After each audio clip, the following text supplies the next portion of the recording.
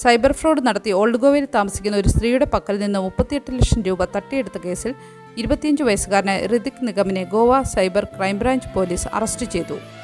Police അന്വേഷണത്തിൽ മറ്റ് 22 ആളുകൾ കൂടി ഇയാളുടെ തട്ടിപ്പിന് ഇരയായിട്ടുണ്ടെന്ന് കണ്ടെത്തി.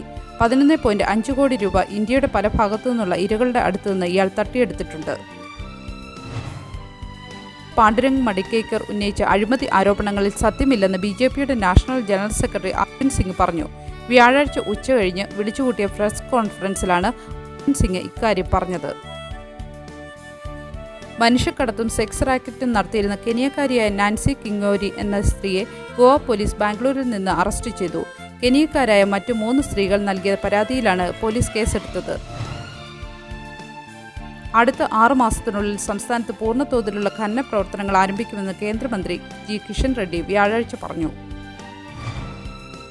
മപ്സ മാർക്കറ്റിൽ ശുചിത്വക്കുറവ് ആരോഗ്യ സംഘം കണ്ടെത്തി. വ്യാഴാഴ്ച ആരോഗ്യ ഉദ്യോഗസ്ഥർ നടത്തിയ പരിശോധനയിൽ മപ്സ മുനിസിപ്പൽ മാർക്കറ്റിലെ മത്സ്യം, ആട്ടിറച്ചി, കോഴി മാർക്കറ്റ് ആരോഗ്യ ശുചിത്വ മാനദണ്ഡങ്ങൾ പാലിക്കുന്നതിൽ പരാജയപ്പെട്ടുവെന്ന് കണ്ടെത്തി.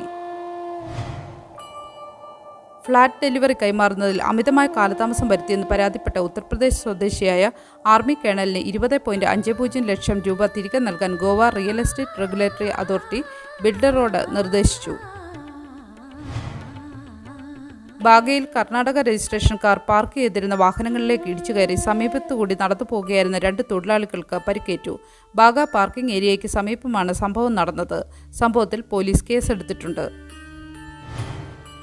ചാർട്ടേഡ് വിമാനങ്ങളുടെ വരവ് വർദ്ധിപ്പിക്കുന്നതിനും കൂടുതൽ വിനോദസഞ്ചാരികളെ ആകർഷിക്കുന്നതിനുമായി റഷ്യയിൽ റോഡ് ഷോ സംഘടിപ്പിക്കുന്നതിനും Moscow international travel and tourism exhibition 2025 പങ്കെടുക്കുന്നതിനും ഗോവ ടൂറിസം വകുപ്പ് പദ്ധതിയിടുന്നു. ശുഭദിനം നേർന്നുകൊണ്ട് ഈ വീഡിയോ അവസാനിക്കുന്നു. ഗോവയിലെ വാർത്തകളും വിശേഷങ്ങളും അറിയുന്നതിനായി ഈ ചാനൽ സബ്സ്ക്രൈബ് ചെയ്യുകയും ലൈക്ക് ചെയ്യുകയും ചെയ്യുക.